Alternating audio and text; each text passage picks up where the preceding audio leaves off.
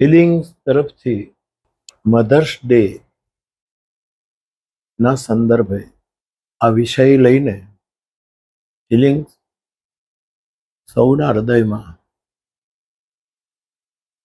એક સાચા અર્થમાં સંવેદના જાગૃત કરશે એવી શ્રદ્ધા છે. આપણા ઉપનિષદોએ સૌ પ્રથમ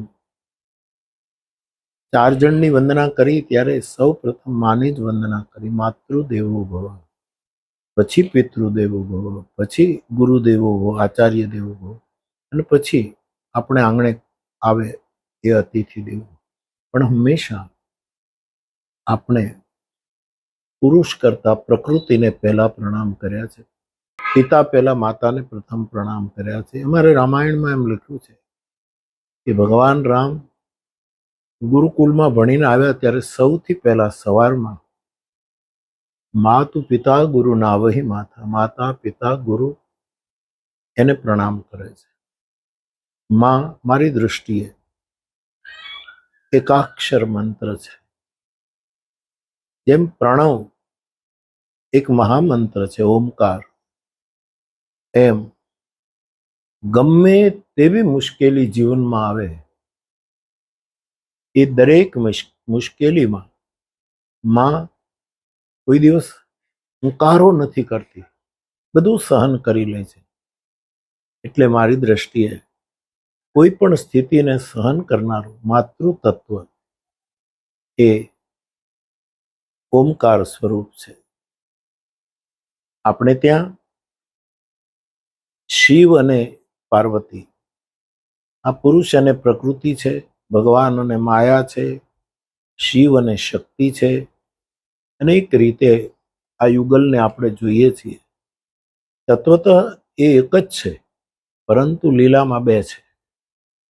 તો શિવની એક જ રાત્રિ આપણે મનાવી છે, મહાશિવરાત્રિ, પરંતુ માતૃદેવો ભવ, માતાની 9 રાત્રિ આપણે નવરાત્રિ એને મનાવીએ છીએ.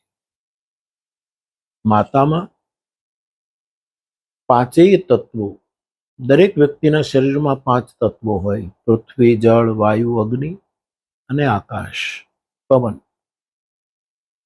મને એમ લાગે છે કે માતૃ શરીરમાં આ તત્વો વધારે છે.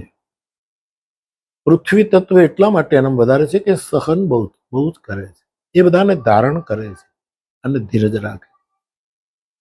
એની પાસે જળ તત્વ વધારે છે, એટલે પરસેવો પાડે છે અને બીજાના માટે આંસુડા પાડે છે. એ જળ તત્વ છે એની પાસે. ત્રીજું અગ્નિ તત્વ, પોતાના પરિવાર માટે અથવા તો ઘરમાં બનતી નાની મોટી ઘટના માટે જે એનામાં એક જલન છે કે હું બધાનું શુભ કરું, એવું એક અગ્નિ તત્વ મામાં હોય છે. ચોથું પવન તત્વ, વાયુ તત્વ. પવનનો અર્થ છે બધાને પાવન કરવા. નાનપણથી બાળકથી લઈને એ કેટલું પાવનકારી ઉપકારક કર્મ કરે છે. અને અગ્નિ, જળ, પૃથ્વી, વાયુ અને આકાશ, એના હૃદયમાં આકાશ જેવી વિશાળતા હોય છે. એ સંકીર્ણ નથી હોતી. કળિયુગ છે, કળિયુગનો પ્રભાવ છે. એમાં કંઈક થોડું ઘણું આમથી આમ થતું હોય, અપવાદ હોય, પરંતુ માતૃવંદના, માતૃશક્તિ, માતૃભક્તિ એ પ્રથમ નંબરે રહે છે. એવા મધર્સ ડે નિમિત્તે આપ માતૃસ્મરણ કરી રહ્યા છો. એમાં સ્મરણ કરવામાં મને પણ 2-5 મિનિટનો અવસર મળ્યો, એની પ્રસન્નતા વ્યક્ત કરું છું. આપ સૌને પ્રણામ. જય સિયારામ. માતૃદેવો ભવ.